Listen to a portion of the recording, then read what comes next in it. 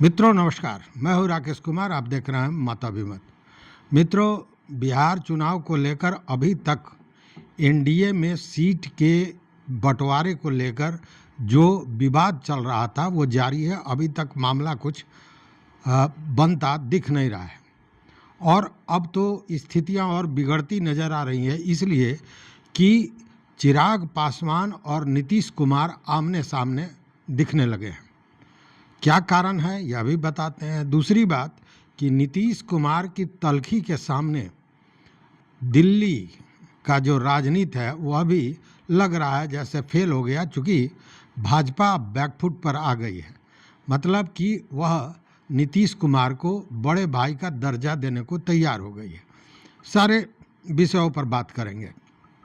मित्रों देखिए, जो सीट बंटवारा हुआ था उसमें 101 भाजपा को, 101 सीट जदयू को, 29 सीट चिराग पासवान मतलब लोजपा रामविलास को, 6 सीटें मिली थी जीतन राम मांझी को और 6 सीट दिया गया था उपेंद्र कुशवाहा को। भाजपा ने जो सीटें दी थी जदयू को और जो सीटें दी थी चिराग पासवान को, इसी को लेकर बवेला शुरुआत हुआ। जब सीटों को देखा नीतीश कुमार ने तो उन्होंने उस पर आपत्ति जताई और जो लोग सीट शेयरिंग की बैठक में शामिल थे, मतलब जदयू के नेता जिसमें संजय झा थे, ललन सिंह थे, तो नीतीश कुमार ने कह दिया कि भाई आप जाके इन सीटों पर 9 सीट उसमें आते हैं जिस पर या तो जदयू के सिटिंग एमएलए थे या जदयू की सीट मानी जाती है कि इस पर आप बात करके आइए, ये जदयू में शामिल होगा, उसके बाद ही कोई बात आगे बढ़ेगी। साथ में उन्होंने यह भी स्पष्ट कर दिया कि अब भाजपा को यह क्लियर करना पड़ेगा कि सीएम का चेहरा कौन होगा। अब यह मामला चल ही रहा था और इसी में जो 9 सीट है उसमें से कई सीटों पर बजाबता मुख्यमंत्री आवास से ही सिंबल भी जदयू का दे दिया गया उन सीटों के लिए जो सीट बंटवारे में चिराग पासवान के पास चला गया था, जिसमें अगर आप देखिए तो सोनबरसा का सीट था जहां पे रत्नेश सदा जो जदयू के मंत्री हैं वह जीते हुए थे और वह चला गया था चिराग पासवान के पास। तो उस पर बजाबता नीतीश कुमार ने रत्नेश सदा को टिकट दे दिया, मतलब सिंबल दे दिया। अब उतना ही नहीं, उसके अलावा देखिए मामले कहाँ कहाँ फंसे हुए हैं। अब जैसे राजगीर सुरक्षित, यहाँ पे कौशल किशोर जो हैं वो विधायक हैं, यह जदयू के हैं और यह सुरक्षित सीट है। अब इस पर चिराग पासवान ने परशुराम पासवान को खड़े करने की बात कर दी है, मतलब उनको सिंबल दे दिया। उसी तरह तारापुर के विधायक राजीव कुमार और वहाँ पे चिराग पासवान की दावेदारी वहाँ भी है। उसी तरह राजा पाकड़, गाय घाट, ये सारे सीट ऐसे हैं जिस पर विवाद चल रहा है। नीतीश कुमार का कहना है कि ये सारी सीटें जदयू की हैं और जदयू की सीट को कैसे छोड़ा जा सकता है, जदयू से कैसे अलग किया जा सकता है, जबकि नीतीश कुमार ने सीट बंटवारे के पहले ही कह दिया था कि हमारा 115 सीट जिस पर जदयू लड़ी है वो मेरा होगा और बाकी जो लोग हैं उसको आप समझिए, मतलब चिराग पासवान आदि को जो देना है वो आप समझिए कि कैसे देना है, नहीं देना है। लेकिन यहाँ तो उल्टे नीतीश कुमार के ही सीट से एक तरह से कहें सेंधमारी हो गई और इसको लेकर नीतीश कुमार बड़े गुस्से में। तो ये सारे मामले बिदकते जा रहे थे। इसी बीच जब अपनी तल्खी में नीतीश कुमार हैं, इसी बीच चिराग पासवान ने भी पलटवार कर दिया और जिन सीटों पर चिराग पासवान को जो सीटें मिली थी, जो जदयू की सीट, उस पर उन्होंने अपना कैंडिडेट देना शुरू कर दिया। जैसे सोनबरसा में उन्होंने रीना पासवान को टिकट दे दिया, जहां से रत्नेश सदा को टिकट दिया गया है, जो वहाँ के विधायक भी थे, मंत्री भी रहे हैं जदयू की सरकार में। तो अब ये आमने सामने की लड़ाई हो गई है और इसमें जो स्थितियां बन रही थी कि बीच बचाव करके मामले को सुलझाया जा सके, यह और भी उलझता नज़र आ रहा है। चूँकि जदयू का ये कहना है कि एक तो चिराग पासवान जिस कम्युनिटी से आते हैं, जिस वर्ग से आते हैं, तो सारे सुरक्षित सीटों पर तो वो अपना अधिकार मान ही रहे थे, साथ में जो जदयू की सीटें हैं उसको भी वो समेट रहे हैं। वैसे में यह बर्दाश्त के बाहर है, ये नहीं हो सकता है। और देखिए दूसरी ओर क्या हुआ कि जब नीतीश कुमार ने तल्खी अपनी दिखाई कि पहले आपको बड़े भाई का रोल मुझे देना पड़ेगा, मतलब एक सीट भी ज़्यादा होगा, इसके बाद कहीं ना कहीं भाजपा बैकफुट पर आई और भाजपा ने यह कहा कि ठीक है हम 100 पर लड़ेंगे, आप 103 पर लड़ेंगे, मतलब मामला यहाँ लगभग तय हो गया। लेकिन मामला अब फंस गया कहाँ, तो यह जो 9 सीटें या 11 सीटें हैं जो जदयू मानता है कि उसका अपना सीट है, वो मामला, और दूसरा कि मुख्यमंत्री का नाम पूर्व में आप घोषित करें। अब इसको लेकर विवाद बढ़ता जा रहा है, जबकि यह अब माना जा सकता है कि दिल्ली की जो राजनीति थी वह नीतीश कुमार ने पूरी तरह ध्वस्त कर दिया और अपने शर्तों पर वो काम कर रहे हैं और मजबूर भी कर रहे हैं कहीं ना कहीं भाजपा को कोई अपने शर्त पर काम करे। और इसके पीछे कारण यह है कि केंद्र सरकार में भी नीतीश कुमार की का जो सहयोग है वो केंद्र सरकार को बनाए रखने के लिए आवश्यक है। अब इसको लेकर एक और मामला सामने आ रहा है जो चीज़ें मीडिया में चल रही हैं बड़ी तेज़ी से, और वो ये कि जहाँ जहाँ चुनाव होता है प्रधानमंत्री नरेंद्र मोदी वहाँ जाते हैं, वहाँ योजनाओं की सौगात देते हैं, लेकिन अभी जो विज्ञापन चल रहे हैं उससे ये पता चल रहा है कि कल वो आंध्र प्रदेश जाने वाले हैं और आंध्र प्रदेश में करोड़ों का, सैकड़ों करोड़ का वो योजना वहाँ पे देने वाले हैं, सौगात देने वाले हैं। तो अब इसको इस बात से जोड़ा जा रहा है कि नीतीश कुमार ने तल्खी दिखाई है, नीतीश कुमार एक तरह से बगावती तेवर में है। इसको लेकर नरेंद्र मोदी पहले ही आंध्र प्रदेश में जाकर अब सौगात देकर नायडू को, चंद्रबाबू नायडू को प्रसन्न करना चाहते हैं, उनको अपने पक्ष में रखना चाहते हैं कि उनके तरफ से किसी तरह का विवाद न आवे।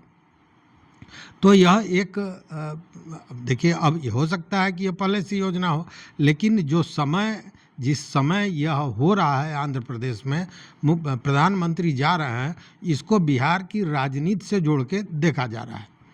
अब एक और मामला ये हुआ कि जब नीतीश कुमार के तल्खी दिखाने के बाद जब भाजपा बैकफुट पर आई तो यह भी कहीं ना कहीं दिमाग में आने लगा जीतन राम मांझी को, जो पूर्व में मुख्यमंत्री रह चुके हैं बिहार के, और उपेंद्र कुशवाहा को जो आप जानते हैं केंद्रीय मंत्री तक रहे हैं।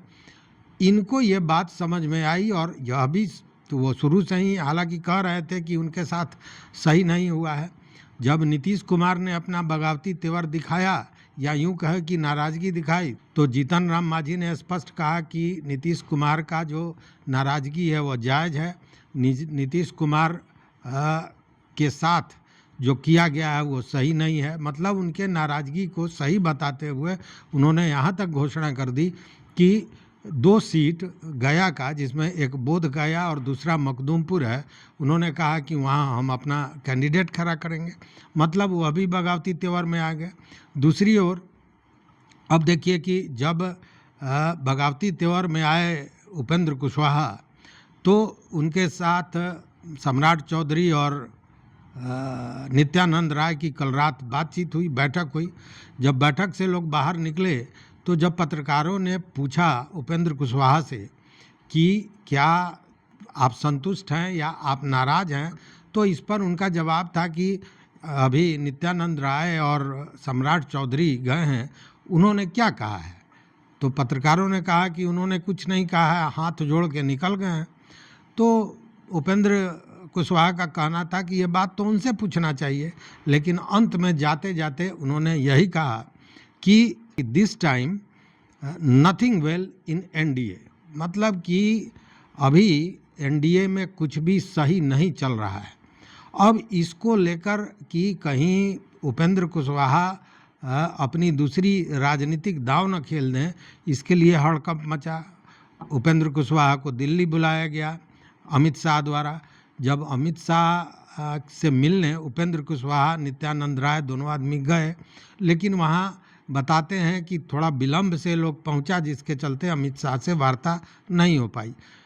हालांकि इसको मीडिया दूसरे ढंग से लेकर बात कर रहा है। मीडिया का यह कहना है कि उपेंद्र कुशवाहा को अपने घर पर बैठा के और अमित शाह कहीं निकल गए, मतलब वो सामना करने की स्थिति में नहीं है। इसी तरह की बातें मीडिया में खबरें आ रही हैं। तो कहने का मतलब है कि नीतीश कुमार और चिराग पासवान आमने सामने खड़े हो गए हैं। नीतीश कुमार भाजपा पर रुष्ट हैं, मांझी जी भाजपा पर रुष्ट हैं, उपेंद्र कुशवाहा भाजपा पर रुष्ट हैं, और यह जो 11 सीटें हैं इसको लेकर तमाम विवाद चल रहा है। दूसरी ओर मांझी जी और उपेंद्र कुशवाहा का ये मानना है कि अब जैसे मांझी जी का कहना है कि हमारी पार्टी पुरानी पार्टी है, बावजूद जो सम्मानजनक ढंग से उनको सीटें मिलनी चाहिए थी वो नहीं मिला। उपेंद्र कुशवाहा का भी कुछ इसी तरह का मामला है। मतलब कि यह स्थितियां अभी सुधरती नज़र नहीं आ रही हैं। और तब जब नीतीश कुमार और चिराग पासवान पुनः आमने सामने खड़े हो गए हैं, अब जहां दोनों ही ने जिस सीट पर अपने कैंडिडेट्स दिया है वहाँ पे क्या होगा, या तो फ्रेंडली मुकाबला होगा या फिर आमने सामने की लड़ाई होगी। और आप जानते हैं कि फ्रेंडली मुकाबला को पसंद नहीं करते हैं नीतीश कुमार। तो ये स्थितियाँ चल रही हैं। दूसरी बात कि नीतीश कुमार के सीएम आवास को पूरी तरह से पुलिस छावनी में बदल दिया गया है। मीडिया में जो खबरें हैं उसके अनुसार यह कहा जा रहा है कि एक तरह से हाउस अरेस्टिंग का मामला है। मतलब एक तरह से उनको हाउस अरेस्ट कर लिया गया है। न कोई बाहर से जा सकता है, न कोई भीतर से आ सकता है। अब ये सारी चीज़ें जो है कहीं ना कहीं और भी स्थितियों को खराब करता जा रहा है। वैसी स्थिति में इस गठबंधन का क्या होगा यह कहना बड़ा मुश्किल है। जबकि दूसरी ओर अगर देखें तो कुछ सीटों को लेकर महागठबंधन में भी अभी रार चल रहा है, लेकिन महागठबंधन में स्थितियां इतनी बुरी नहीं है, चूँकि वहाँ पे कांग्रेस और राजद के बीच में विवाद चल रहा था सीटों को लेकर। कांग्रेस 78 सीट मांग रही थी, 50-55 पे अटके हुए थे राजद वाले कि हम इतना ही दे सकते हैं। लेकिन जब वहाँ से मतलब दिल्ली से आला कमान से कुछ इस तरह के संकेत मिले या मीडिया में इस तरह की बातें आई कि आला कमान से इस तरह का संकेत दिया गया है कि अगर सम्मानजनक स्थिति में वार्ता नहीं हो पाती है, सीट नहीं मिल पाता है, उस स्थिति में बिहार के सभी सीटों पर लड़ने की तैयारी की जाए, ऐसा संदेश प्रदेश कांग्रेस को भेजा गया है। अब इसके बाद देखिए, कभी भी तेजस्वी यादव या कांग्रेस भी कोई नहीं चाहता है कि महागठबंधन टूटे, इसलिए कि महागठबंधन टूटने के बाद जीत की सोच भी बेमानी हो जाएगी और उस स्थिति में एनडीए मजबूत हो जाएगा। तो इसलिए ये नहीं चाहते थे टूटे। तो 2 कदम कांग्रेस ने भी पीछे किया, 2 कदम तेजस्वी यादव ने भी पीछे किया, और मामला आकर 59-61 के मामले पर अटक गया है। मतलब कि एक तरह से माने की सहमति बन गई है। राजद ने 59 या 61, 59 से 61 के बीच सीट देने की बात कर दी है और वो मामला सलट गया है। लेकिन वहाँ कुछ मामला जो है, जैसे जो यूथ कांग्रेस के राष्ट्रीय अध्यक्ष हैं कृष्णा अल्लावरू, वो बछवाड़ा सीट पर चाहते हैं कि उनके लोग खड़े हों, चूँकि बछवाड़ा सीट पहले से सीपीआई के पास था। मतलब वहाँ श्री प्रकाश गरीबदास जो प्रदेश अध्यक्ष हैं युवा कांग्रेस के, उनको खड़ा कराना चाहते हैं कृष्णा अल्लावरू, चूँकि उनके प्रदेश अध्यक्ष सीट देना चाहते हैं। जबकि बहुत कम वोटों से बछवाड़ा सीट पर सीपीआई हारी थी, इसलिए सीपीआई उस सीट को चाहती है। तो यहाँ एक यह सीट मामला इस सीट पर फंसा हुआ है। मतलब कि जो युवा कांग्रेस के राष्ट्रीय अध्यक्ष हैं कृष्णा अल्लावरू, वो अपने प्रदेश अध्यक्ष को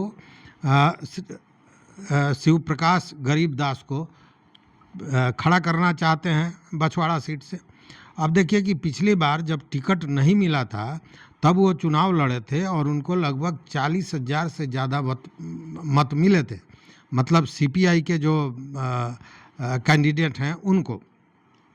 अब उस स्थिति में सीपीआई चाहती है कि उनको यह सीट मिले, तो यही एक आध जो सीट है इसी पर मामला अटका हुआ है और आज देर शाम तक ये मामला एक तरह से कहें कि निपट जाने की स्थिति में है।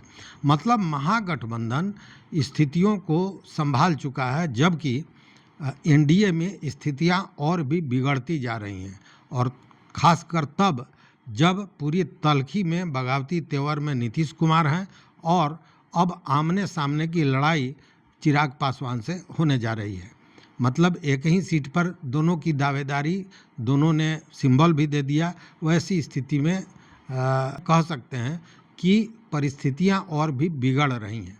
अब देखने वाली बात है कि आगे क्या होता है। हालांकि मीडिया में जो बातें चल रही हैं कि एक तरह से हाउस अरेस्ट कर लिया गया है नीतीश कुमार को, यह भी एक तरह से डराने वाला समाचार है। देखते हैं आगे क्या होता है। आप भी देखते रहिए, नज़र रखिए और अपना मत, अपना विचार जरूर दीजिए। देखते रहिए मत अभिमत। मित्रों, चैनल पर नए हो तो सब्सक्राइब करें, लाइक करें, दोस्तों के साथ शेयर करें और अपना विचार जरूर दें। बहुत बहुत धन्यवाद। कोटिशाह आभार।